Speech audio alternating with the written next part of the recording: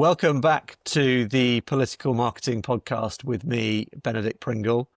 This is the podcast that seeks to understand how election candidates, political parties and campaigning organisations win hearts, minds and votes. If you've been enjoying the episodes so far, I would love it if you shared it on your socials. So without further ado, I'm delighted to introduce my guest today, Sam Jeffers. Sam is the founder of Who Targets Me, a transparency project that tracks and analyses online political advertising. He also runs a technology consultancy. And prior to doing this, Sam had a long stint working at the agency Blue State Digital, which was famous for being Obama's agency.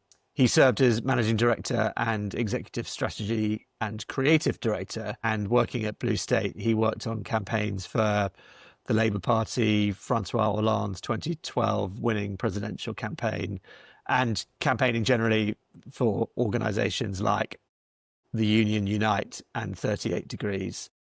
Sam is also a thought leader on the current and future of digital campaigns. And he has a genuinely unique insight into both the tech platforms and the legislative powers that occasionally try and hold them to account. Welcome to the show, Sam. Thanks, Benedict. Thanks for having me. So you and I have known each other for a little while, and you've been on the list of people I've wanted to have on the podcast since I first created that note in my iPhone.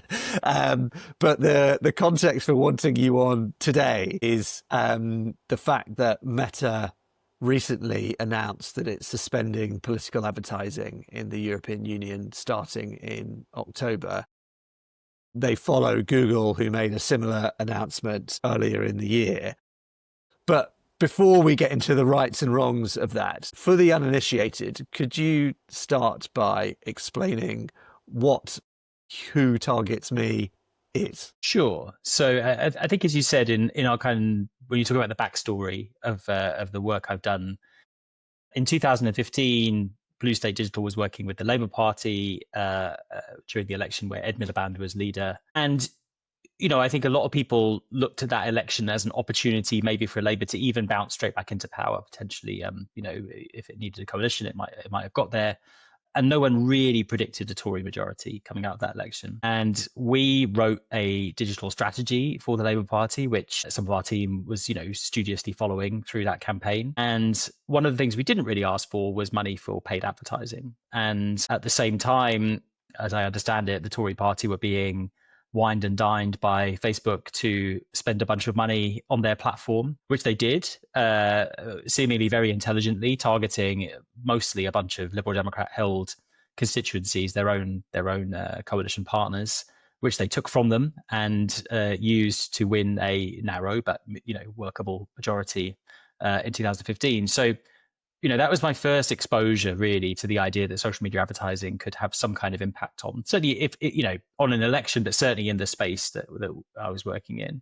I left Blue State the next year and, was kind of engaged around the very edges of the Brexit campaign, obviously watching the Trump campaign and what was going on in the US at that time as well. And suddenly you have two campaigns again where, the power of social media and potentially the power of social media advertising is a very important thing. And, this idea, a bit like your iPhone, is nestled somewhere in my brain as like, it would be kind of cool to know what's going on here. There was an increasing, questions about things like foreign influence in elections. How widespread actually was that? What is the role and power of data in driving campaigns and things like this? And so when Brexit happened and basically UK politics broke and there was a general election called in 2017, Who Targets Me was really a spontaneous effort to try and reverse engineer social media advertising in that election. So we built a small piece of software called a browser extension that you could install in your browser. Install the same piece of software in your browser to this day. And we had about 15,000 people in the space of a few weeks donating data about the ads that they saw. And then it was kind of my job to say, okay, these ads are popping up in these constituencies. There is attack messaging happening here. There is fundraising and other mobilization organization happening here. Can we paint a kind of real-time picture of this modern part of campaigning? And I guess the instinct always was perhaps this is more reflective of the kind of workings and brains of modern campaigns than any other thing that you might see. It's a much sharper tool than TV or, policy launches or, these kind of fake billboard launches they do these days where they pretend like they're doing actual advertising, but instead of just kind of getting a media hit from it. So we thought that we'd be able to detect the patterns across the country. We thought we might be able to spot foreign influence. We didn't really spot any, certainly in political advertising. And at the same time, we would kind of push the cause of greater transparency, that these things probably shouldn't happen in a way that no one can really see what's going on, and it's very difficult to do so. And so from day one, really, we sort of knew what standards we were expecting of big platforms where clearly lots of money were being spent and how they should publish data and talk about what was going on in real time. So Who Targets Me was born from there, and suddenly we were getting calls from Germany and Austria and other countries, and we immediately almost became an international effort. It's amazing. And I remember so clearly the initial browser extension that you created.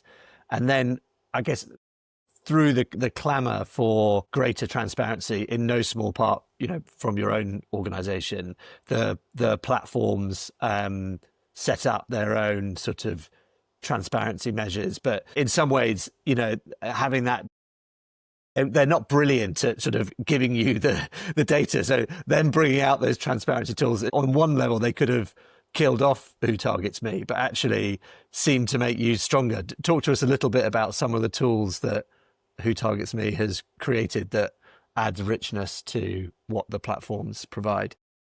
Yeah, I mean, I think there are a bunch of weaknesses in the data they provide. I mean, some of that has always been, at least until quite recently, those ad libraries were getting incrementally better, and it was a kind of mixture of threatened legislation and them trying to head off legislation by releasing new features. Some of it was, trying to genuinely make the tools better. For a period of time, they were doing user research with organizations who cared about this stuff, and sort of seemingly, sometimes it felt like they were competitive with one another, that they felt like they had to have the best ad library because, integrity and transparency were these kind of problems that they suffered from and areas in which they had to compete and win. So, in some senses, there was a bit of driving itself at that point once it was available.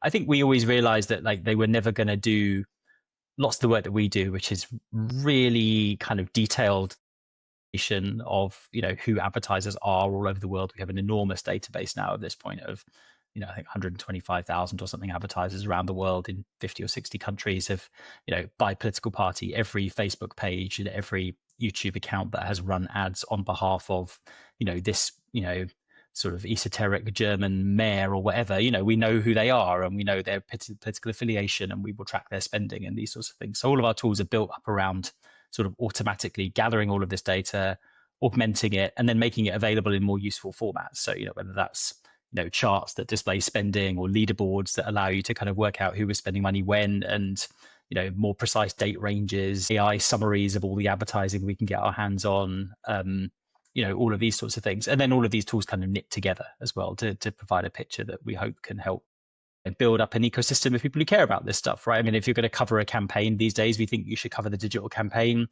Ideally, you don't cover it like technology is some sort of magical bean, it's a real part of campaigning with a professional class who work in this way, who have a theory of how they're going to win. And, ultimately that's expressed through the ads they run and so on. So, we also want to kind of train up the people, frankly, now in lots and lots of countries who are going to hold this stuff to account and report on it and use it in their own research and all of those sorts of things. And so we provide data and tools and training and all the rest of it for all of that as well. Yeah, and I completely agree with what you say. One of the reasons I love election advertising is that there's no room for political parties or candidates to mince their words. They've got to say what they want to say. Otherwise, it's a complete waste of money. And so, you get these hour-long speeches or these interminable rallies. But actually, I always think if you really want to know what the political parties think is persuasive and what their argument is, you can't beat looking at their advertising. And I sort of sense a little bit of not frustration in your voice, but amazement in some ways that there isn't more journalistic coverage of actually what the parties are saying to who. Yeah, and I think there's also I think there's all sorts of interesting subtleties as well that you kind of just pick up over the years of doing this type of work that help with that as well. So like it's probably 18 months ago, maybe 2 years at this point, where Labour was, I mean, I don't know if they were, they were sort of basically saying like Rishi Sunak is soft on paedophiles on Twitter. And, this was blown up for, it was a good week of news in the UK about this particular tweet in this case, so they stuck it on Twitter very much for a kind of journalist and press audience. I think they did it on a Friday night. I'm not even sure they thought it was going to be a big deal. It was just like, here's some content on the calendar, out it goes.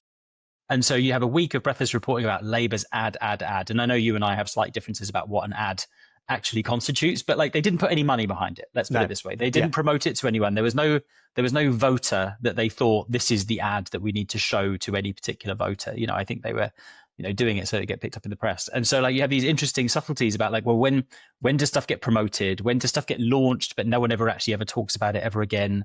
When does stuff, really prove to be a big deal? And so, Labour spent a lot of money during the election campaign last year on, water cleanliness. But like, I don't think it was the top issue for anyone, but it was always going to be a big local issue for lots of people, and it's one of those things about, sort of clean streets and low crime and so on, where you sort of, it's just good campaigging. Yeah. If you live on the coast or near a river, exactly. it counts. Exactly. I think there's just so much sort of, I think it's just a depth of reading that you can do on this stuff that I think is very interesting at times. And again, is not necessarily, you're going to learn very much from what any individual candidate says in an interview. Yeah, definitely. Now, I'm a huge believer in the importance of political advertising to democracy, and believe that the advent of digital advertising has been, on balance, a big improvement to our politics and our society. I wondered if you might be one of the very few people who agree with that. Yeah, it is a really unusual position to hold, and I think it is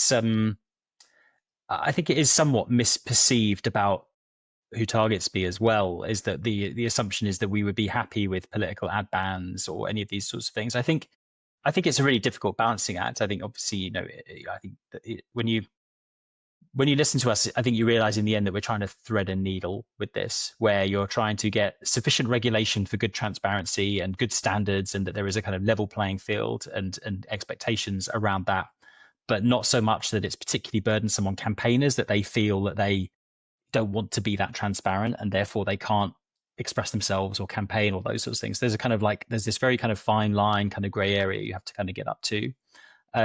Lots of people have assumptions about, the level of lying, for example, in political ads. And again, maybe I have a bit of a disagreement, but it's quite low, generally speaking. People make these kind of future facing statements. They say things that are often, you say you have to make your point in a sharp way, but often political ads are quite bland in that sense as well. And people haven't really worked out what point they're trying to make, and they haven't worked, let alone how to make it well, and so you're looking at lots of ads and you think, oh, they're not that bad, and then on the other hand, they're just really helpful for some types of campaigns that just do not have access or do not get reach and do not get voice otherwise. And again, that has two sides in some respects, right? Your enemies also get that voice as well as your friends, but you get to be able to, as a local councillor, you get to be able to say, okay, yep, this is the 3 postcodes I represent.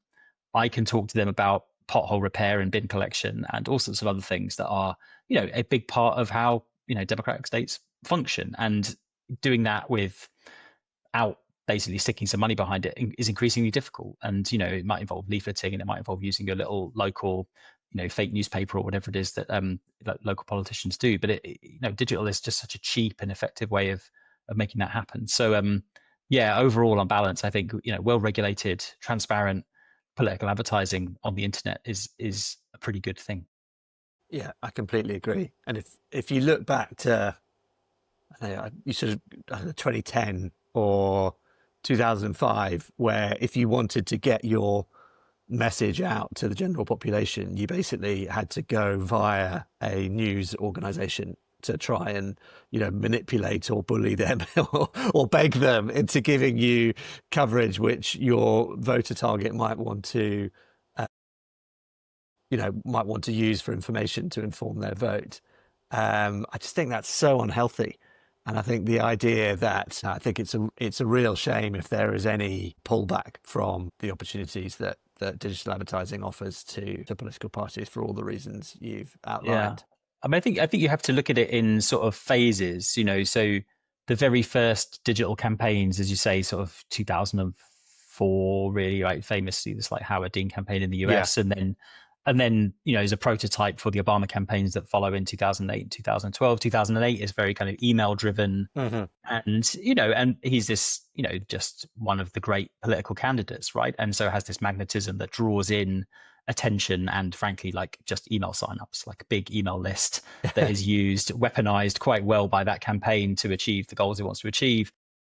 By 2012, social media is beginning to be a piece of Yeah. it, but again, there's no paid advertising component to that really. There's a bit of banner advertising going on and that sort of thing, but it's not really serious. And then by 2016, you think, oh, this kind of era of this kind of grassroots digital campaigning is maybe struggling a bit. Bernie's doing it pretty well, Hillary isn't doing it very well, and Trump isn't doing it at all, really. And so it's just interesting, these phases as they kind of develop and are surpassed and all the rest of it. And now if we've arrived at a point, certainly in Europe, where we've almost gone back, unfortunately, it doesn't seem like you could just go back to doing kind of good grassroots campaigning and building email lists and so on. Like, people's internet behavior has moved on, where they spend their time has completely changed, their behaviors and activities have completely gone. And so, yeah, the future does look very different as a result of that. So, as you mentioned, you and I have both been sort of clamoring for reforms in slightly different ways around election advertising. But because we're about to go on to the EU's new regulations, would you mind just sort of, before we go into what the EU have done, just sharing a few of the sort of historical grievances with the way that election advertising is currently run, so that people understand where the EU are coming from in this change? Yeah, I mean, I think what the EU have been doing has been building on the self-regulation that the platforms tried to bring in. Again, there's different phases. At some points you would have heard platforms saying, "Oh no, we welcome regulation. Regulation is a good thing." They all said that, even as recently as this year. Nick Clegg, yeah, exactly. So, well, we welcome regulation. Regulation is a good thing. I don't think. I mean, it's possible that they just didn't look at the geopolitics of it or the American politics of it and expect Trump to win, and therefore the attitude towards them would be completely different. But the switch is pretty nakedly tied to that. And so the EU, I think, was basically trying to standardize the way that transparency would be done, standardize the definition of what is or isn't political, which is a very thorny thing and quite challenging, and lots of the fallout of the regulation has resulted in a lack of precision or difficulties of trying to get that exactly right. And then there was this kind of third component, which was, well, politics is a kind of sensitive topic, and we have these kind of European data protection rules around the use of sensitive data and so on. And perhaps it would be better if you couldn't target political ads on the basis of people's sensitivities. Now, I'm not sure I fully agreed with that piece, but that was a piece that was pushed for by some European political parties and some activists and so on. And that became part of the legislation as well. So you had this kind of combination of trying to get some transparency standards and kind of verification, know your customer type rules for political advertising, but then also this possibility that you would have to restrict functionality for some types of advertisers. You can't target using these things. And I think that, if you get to the end of where we are now, I think that has added some extra complication, where if it was just transparency, it probably doesn't matter too much how good your definition is, whether or not you've got some blurry edges. Yeah. You miss a few people here and you added a few extra people there. It's not the end of the world. I mean, there are some kind of edge cases in countries like Hungary and so on, where you want to be a bit careful about defining people as political or not, because it has, legal implications and obviously might, kind of mark you out for retribution from the government. But once you start saying to people, you can't do this, then that definition becomes really important. And then if you then have, make mistakes and there are large fines associated with it, which, like lots of the European digital regulation, the fines involved at least have the potential to be absolutely massive. You look at the political advertising market, you say, this isn't worth the bother. It's only a few million euros a year across the whole continent, often in a quiet year. Why are we bothering? Let's get out of this. And so that's the state we find ourselves in with Meta and Google at this point in time. And so in your view, there is nothing wrong about the legislation. There's nothing they have done which is idiotic or anything like that, but it's done in a way that the platforms have looked at it and gone, looks like a lot of work and might annoy some people and could, at worst, end up getting a big fine. Is that basically your take on why they've? Yeah, I mean, I think it's slightly different. So, there's only Google and Meta in the political advertising game, really, anywhere. I mean, Yeah. X does allow political ads, but at Small. tiny quantity. TikTok has banned them for a number of years. Microsoft/LinkedIn/ has banned them as well. Yeah. For quite a while. So there's really only two players. Google. This is getting very in the weeds, but Google's transparency offering is quite weak. They at least had quite a narrow definition of what constituted political ads. It was only during election periods. It was only really kind of major players. Didn't bother with local elections, didn't bother with like local advertising, didn't bother with anything around issues or other stuff that might influence elections.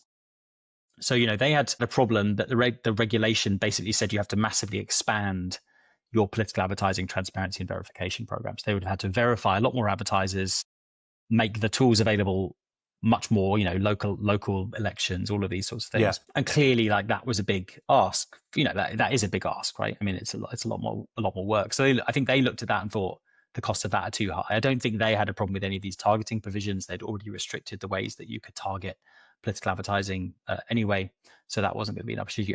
And Meta had the opposite problem, which was they had a much broader definition and were including lots and lots of things. And I think their transparency offering was generally pretty okay. It probably did meet the regulatory standard. But once you have to restrict targeting methods, then that definition becomes very important. They have this very broad definition. It's going to affect lots and lots of advertisers who spend quite a lot of money with them. So I think they basically just pulled the plug on that basis, because it was much more kind of fundamental to the way their products, or the way they think their products work, and the kind of unique USP of their particular products. So yeah, I think they both left for slightly different reasons, but basically they looked at the regulation and thought, we can't afford it. Yeah. So it's not a principled opposition to what the EU were trying to do. It's more of a pragmatic one. I think I might be being a bit too charitable with that, because I think the principle is the underlying geopolitics of where the platforms and the EU and the US all sit together right now, and it's quite a good look for platforms to tell the EU where to go. At least in terms of JD Vance and Donald Trump, what they'll think of it. So it's probably quite helpful for them. I think also, there's a question about are the platforms, are they like honest brokers in this? Did they really engage with the substance of the legislation enough? Did they make their objections well enough known to kind of warn politicians that this might? And then the flip side of it is that the EU Parliament passed the law. They looked at it. I think there certainly were some warnings from us that it might have these kind of consequences. And, plenty of EU parliamentarians are against the idea of political advertising, and they are very strongly pro-privacy, and they don't like platforms. And so, it's not impossible to get the number of votes you need on that basis for a regulation that might effectively ban online political ads for, on a large swathe of the internet. So yeah, it's probably a little bit more complicated than that, but it's definitely the kind of interaction of a few things. Yeah. Yeah. And you, Who Targets Me, released an excellent newsletter. And if any listeners are not yet subscribed to your newsletter, they should do it immediately. Where you were lamenting the decision by Meta and Google. Why is their withdrawal so damaging? I think there are quite a few consequences. I mean, I think one is you immediately remove the ability of your kind of average, boring, mainstream, kind of middle European political party to get much reach on the internet. It's been a long time since your follow account mattered very much on platforms. It's about the quality of your content and how much reach does it get, and does it check these kind of engagement boxes and hit the emotional notes that you wanted to hit and all the rest of it. And while it is possible to make good content like that, not everyone could do it. And so, your classic sort of centrist European political parties, I think, have tended to rely on the fact that they could fundraise more successfully, spend money more successfully, and basically buy the reach they wanted to reach to find voters. So I think, the fact that that now disappears from them, gives the people who already have those advantages more algorithmic juice, basically, which tends to come from the extremes of European politics. But world politics tends to fly better on the social platforms, gives them an advantage. So I think you've immediately got this kind of structural problem for certain types of more traditional kind of established party politics. I think it's also when you have a problem like what Meta's done, and they've taken ads away from issue and what they call issue and social cause type ads, you lose the whole charity sector for Europe, who are fundraising and mobilizing people on absolutely vital causes.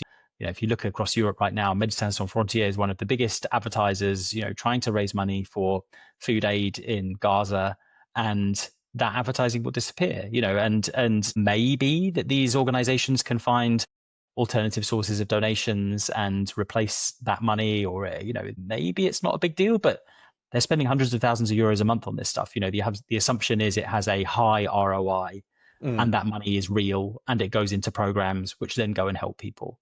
And so, the consequences of losing that marketing is really significant. So that I think is a very difficult moral position that someone like Meta has put themselves in at this point in time, where they've chosen to do that.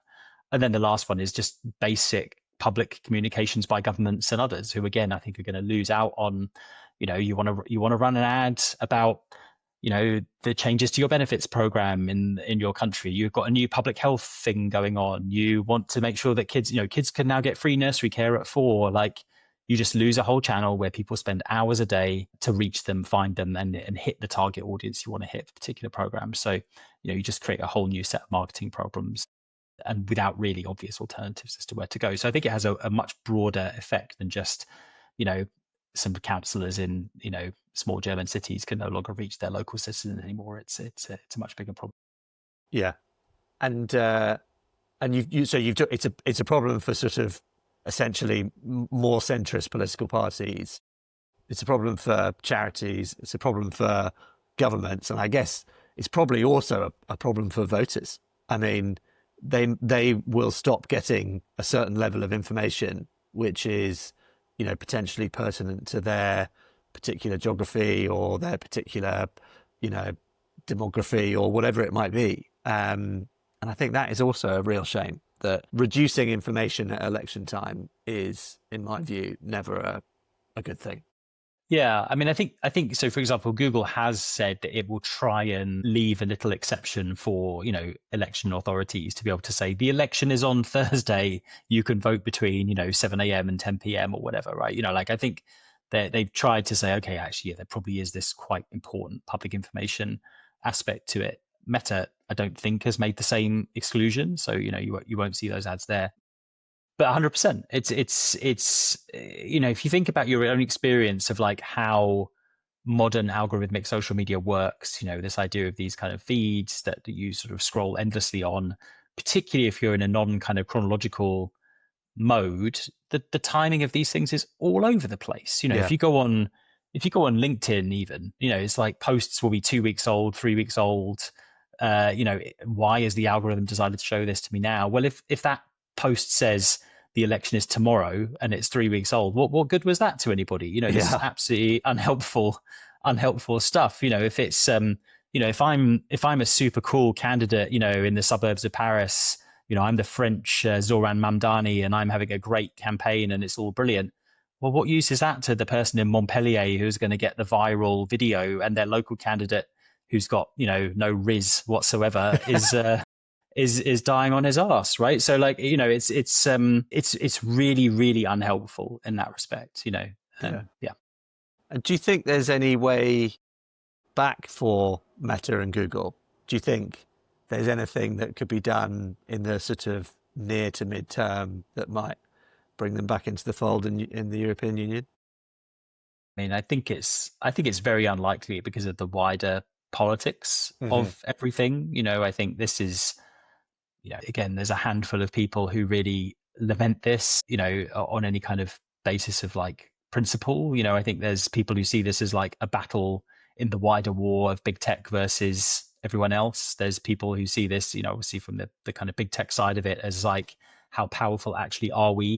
Can we, and there are AI acts and digital services acts and digital market and all these other much, much bigger pieces of legislation, which are where the real turf war is kind of being fought. So the political advertising regulation is a relatively minor piece of it. I mean, I think, at a push, if you could bang the right heads together, you could basically say, look, I mean, this is a piece of legislation that is just designed to promote transparency primarily. The chances of enforcement in the current political climate are probably quite slim. If you're going to, you're really going to find the Liechtenstein Election Commission is decided to go to war with Meta, over a few stray political ads that weren't included in an ad library, or someone targeting ads with using a method that potentially weren't meant to. you're not going to see 7% of global GDP fines on this sort of stuff. So I think there's a mixture of like, well, maybe we're not going to enforce this, and maybe we'll tweak some wording here or there, and et cetera, that could make it happen. But again, I think this is all going to happen at the political level. It's not really going to happen at that sort of bureaucratic level that would really tease out the details of making it work. And unless that appetite exists, I'm not sure it feels like it does, then I don't think anything much will happen on it soon.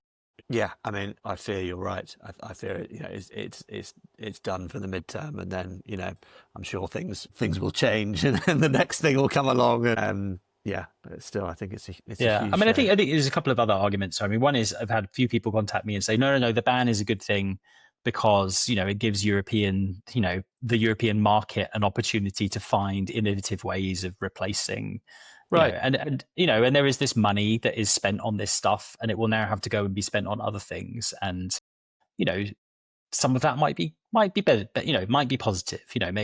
People saying we'll find more private versions of advertising that will not be so invasive of your data and all of those sorts of things, and that could be a good thing. I don't think the market's big enough to like actually make that happen, but that's one argument against why platforms were so dominant. Yeah, I guess that's sort of that's a real rose-tinted glasses look. It's that maybe the European Union will be this big innovation because they'll need, as you say, there'll need to be new channels, new ways of doing things, and maybe things will break out from that we end up implementing in the UK and in the US. I think probably the truth will be the opposite, which is that all of the innovation will happen even more so in the US and the UK. I think it will be the influencer marketing will be where all that money will go straight away, is trying to effectively just pay people to carry your message for you, and it will be much more opaque, much harder to track. I had a conversation with a regulator about this week, and on one hand they were sort of saying, well, maybe this makes this whole problem go away, and I'm like, no, it doesn't. It fragments it into 1,000 tiny pieces, and it means that you have really no idea what's going on anymore. There is no river through which this stuff is flowing. It's coming through thousands of tiny streams, and you are not going to get on top of this. It was a bit of a shrug and a bit of a like, oh my God, this is, I see what you mean. But it's so much harder to regulate. There's so many more people you have to talk to, right? You have to say, okay, you're an influencer, right? You want to take money from X political party to say this thing. These are your obligations. You have to, add this content to a European ad library. You have to publish data about spending. You have to publish data about who your audience is. Like, it's just going to be chaos, right? And most people aren't going to do it. Yeah, I think that's right. And let's sort of move our focus towards the UK and the US for the moment. Because as I said at the top, you are a real thought leader in this space. What did you see from the UK's general election and the US presidential election 2024 in terms of where digital is going and sort of where it was and where it might be going for the next cycle as and when it comes? Yeah, I mean, I think the US was the 2024 US presidential campaign was very difficult to sort of theorize or track. I think obviously people go on about the podcasters or the value of TikTok and the kind of the way that like culture flows through these platforms in a way that is maybe different to what happened previously. But at the same time, the Democrats still massively outraised Donald Trump. I mean, and as far as I can tell, massively outraised and outspent even Elon Musk. Putting his thumb on the scales was nothing compared to what Biden was raising and spending and all the rest of it. And from a kind of technical accomplishment perspective, Biden and Harris campaigns were fantastic. I mean, they looked beautiful, they worked flawless. They sort of functioned very well. There's lots of good things about it. And then you look at the Trump campaign that often looks like a sort of 1990s website with a couple of flashing GIF banners on it. It's very kind of GeoCities, the aesthetic of like a Trump digital. But that's what people go for, isn't it? Yeah, and I guess they think there's an authenticity to it. Whereas there's maybe a bit too much polish to the other side of it. There's also a kind of sort of loads of dark pattern design and all sorts of other things going on in those campaigns that it's awkward. But so I think you'll end up in a situation where, people will look at it and say, you just, like always in America, it's just more of everything. You just have to pile all the channels on top of one another. they don't, they all now have separate teams. There's no real sense that like there's centralized control to this. It's like, you're doing this, you're doing the emails, you're doing the text messages. Like, I can't possibly have oversight of this. There is just too much happening, but you're good at your job. I trust you. You understand the tone of this campaign. Go ahead and do it. And I think that possibly is the future of American digital campaigning, where they're raising and spending $1.5 billion in a presidential campaign, or 100 million these days in a Senate campaign. Right? They just have enormous, unbelievable resources. That doesn't get reflected anywhere else. I think that's the thing, is like everywhere else has to actually do strategy, which involves making choices. And, you do have limited time and limited money and much, much shorter campaigns and no ability to fundraise at that sort of scale and all the rest of it. So I think, in the UK context, we obviously now have much higher spending limits for our elections, with enough lead time. And, if people think Reform is going to win the next election, they will probably fundraise quite successfully, probably mostly through big donations, but some kind of grassrootsier stuff as well. Labour will look at this election and think they have to raise to the absolute maximum that they're allowed to spend. A lot of that will go into digital. A lot of that will try and go into being quite precise about where, trying to work out where the battlefronts are in that next election, right? Which seats are going to matter? Is it Labour Reform marginals that matter? Is the destruction of the Tory party once and for all a genuine goal of both Reform and Labour at this point in time? Like what does that look like, right? And then you've got a whole sense of like, well, where then do we put our efforts? Is that, what are the channels that matter in those places? How can we speak to voters in those places? How can we actually persuade them that we did some work that was worth doing over the last 5 years, and we need to, you need to give us another 5 to finish the job? Those sorts of campaigns. So yeah, I think again, like, Britain hasn't lost political advertising at this point, so that will still be a big part of what happens. And it's true for Reform as well. Brexit dividend. It's sort of is at this point. But I mean, I think I think you look at Reform, and there's this idea that they're that Farage in particular is enormously more successful in kind of organic campaigning terms. That his content gets lots of reach, and he has lots of popularity, and anytime one of his opponents posts anything online, vote Reform is the number one comment in the sidebar kind of thing. But they spend lots of money too. They do actually, if you look at them at the moment, they're outspending the Tories fairly comfortably in sort of off-season political advertising, and they're able to splurge around these kind of tactical moments that they think are kind of advantageous to them, and build up email lists and build up support that way.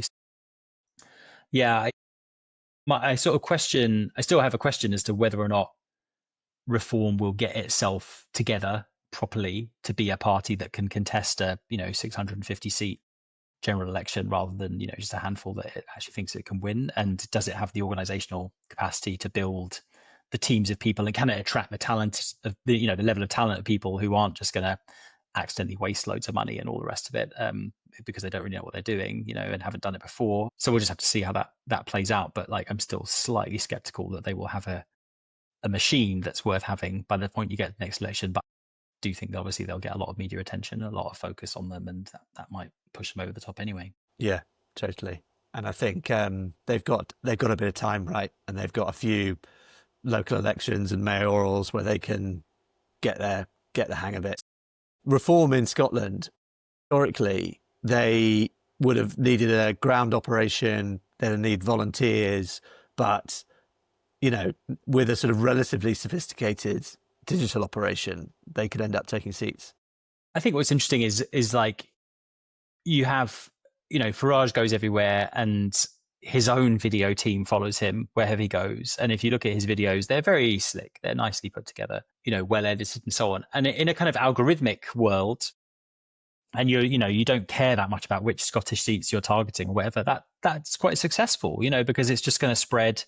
It's going to give you a good layer of communication across the whole country, and you can build sort of tactically in a more targeted way from there. That's really helpful. I think someone like Keir Starmer or it just doesn't have that same quite kind of juice at this point in time. And therefore it's I just think it's very different. You have these more candidate driven campaigns. You have all that kind of traditional traditional kind of organization on the ground for you. Yeah, it's very different. I mean, I think Labour did a really good job with the election last year, where they had candidate videos ready to roll for the election. Basically every candidate had a pre-filmed YouTube video Plenty of anecdotes from candidates who knocked on the door to find voters telling them, "Oh, I just saw you on the TV just now. I was watching YouTube and there you popped up and look, oh my, here you are in real life." That felt like it was really effective at connecting the candidate and the facial recognition, all the rest of it. Again, it'll be interesting to see whether reform ever does anything like this at all, but whether it just says, right, Farage is the prime minister. We don't even care who's going to be in the cabinet. We don't even care who's going to be an MP. Yeah, Take what you get, I think in the immediate term, but you're right. At some point in the future, I think they will. There will be a question about, what comes after Farage or who's around him. I think that will undoubtedly become a topic the closer we get to it. So, final one, and we've managed to go the whole conversation pretty much without talking too much about AI, but I can't not talk about it. I would say that you've been fairly skeptical so far about the likely impact of AI on politics, and I think you've broadly been right in that regard. I think there has been some outlier examples of where AI has sort of shown up, but broadly not at any sort of scale. Do you think that's now changing? And can you see, let's sort of look forward to 2028, presumably we'll have campaigns who are using AI as a core function of their operations. Yeah, I mean, I think you're not losing any bets if you kind of requote that thing about we overestimate technology in the short term and underestimate it in the long term, right? I mean, I think that's just sort of, well, that's my easy answer to this. But I do think people got very hyperbolic about the impact of deep fakes and audio fakes and other things, and this assumption that the internet was entirely going to be flooded with impossible to discern perfect copies of things, right? That hasn't happened. It doesn't feel like there's any strong appetite for it, and I think if it did start to happen, I think you would have to probably, as a platform carrying that information, you'd have to think, well, we probably do have to work out a way to stop this somehow, because it undermines the value of our platform entirely, right? If you can't believe what's there. I mean, there clearly are a certain number of people who are prepared to live in a completely digital sort of fantasy land, but I don't think it's everybody by any means. And, I don't think that's what people want. So my skepticism was always about, there are just always these layers that seem to be in the way of that type of content getting that kind of mass reach, bypassing all of the available filters, and basically then just controlling everybody's minds the first time they see it. So once we bypass that for 2024, 23, 24, that sort of stuff, you start to think, well, how might people use it going forward? And I can see people using it in a very sort of technical way, replacing the jobs on campaigns that used to be held by video editors, making their design look much better, having a lot of the copy kind of partly pre-written for them, maybe having Pressbot or something, who kind of does your press and rapid rebuttal operation, the first pass of it for you, and all of those sorts of things. So I can sort of imagine a situation where campaigns can run a much more, I suppose what you say, a sort of classically professional ship using AI, but without having to spend the money of actually using people. I mean, I guess that's possible. I still don't think it's like creatively shown much promise so far. Although there is now a very, because of the nature of how they generate video and image, there is now a stylistic thing where it's sort of obviously done with AI, and that is part of the appeal of the aesthetic. Yeah, Trump so uses that a lot. Yeah, and we did some research for the German election earlier in the year that really looked at who was using AI content most, and it was the AfD in Germany was using AI. And and the reasons are, I think, frankly, probably because if you're a stock photo model and you show up in an AfD ad, you're going to complain about it to the press. Yeah, generally speaking, So, but if you use AI, you can produce your perfect, older white German in the sort of rural half timbered village, and it looks the part for the kind of campaign you're trying to do. Or you could create your caricature of your dangerous looking hooded man with a knife, type of stuff. So I think there is some of that, and as you say, there's an aesthetic to it, but at least at this point that aesthetic is quite discernible, and it sort of says something. And again, I don't know whether that sort of again fits with what at the moment seem to be ceilings for some of these parties as well, where you think, oh, maybe, in some electoral dims, or in the, if the UK's first past the post splits in the most perfect way possible, Reform could end up with a majority of 5 on 29% of the vote or something like this. And would you necessarily call that a triumph? No, it would be the kind of squeakiest election win in British history. And is it a strong mandate for governing in a particular way over a long period of time? Probably not, particularly if you've got a bunch, 325 unknown MPs who don't know how to do the job and probably believe quite different things all over the place. Like, how possible is all of that? So yeah, AI, I'm still like slow to believe it's going to have a huge impact on the information space. And again, I think that's mainly because the way we still get our information is through social networks that probably don't want it to happen completely. And still then a lot of stuff comes through, journalists and so on, right? Even if you don't watch news anymore, all the news still comes from people who made news in the same way they've always made news and reported news and all the rest of it. There are still those filters. You still have to look out the window and check if it's raining. You still have to do, all the things good journalists do. And I think most of the time that means that obvious fakery disappears. So yeah, I think it's still, and I think the hype has gone away for a good reason, and I don't think it will come back in a hurry. But yeah. So I think the impact will be on campaigning, but maybe less on the actual content of the campaigns. Yeah. Well, I hope you're right, Sam. That has been such a fascinating discussion. Really appreciate you coming on, and that's all we've got time for. But yeah, it's been amazing. Thank you. Thanks for having me. It's been a pleasure.